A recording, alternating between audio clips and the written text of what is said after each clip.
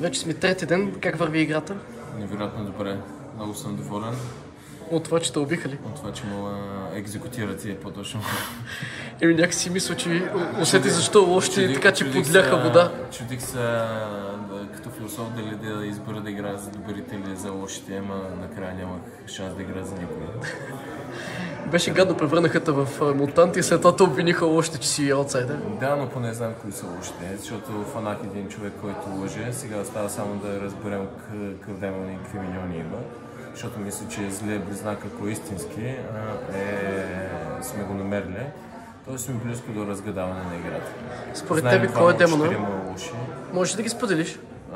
Според мен Киро или е бил Фанго, или е Вигър Килт Миньон, или Вигър Мортис, който си убил Миньона. И Киро е един от тях. Добре, кой друг? Интересно, що нямаше аутсайдер, който се разкри първия ден. След като аз бях върнат в мутант, това означава, че няма мутант в играта, т.е. някой може да каже, че е бил аутсайдер. След като няма, това ме навежда мисълта, че може би е Вигър Килт Миньон. Не успях да си говоря с някои от хората, които подозирам, но и не знам много и от имената на хората, които... Кой смяташ, че е злия близнак? Според мен е Румен. А на кой имаш доверие в играта?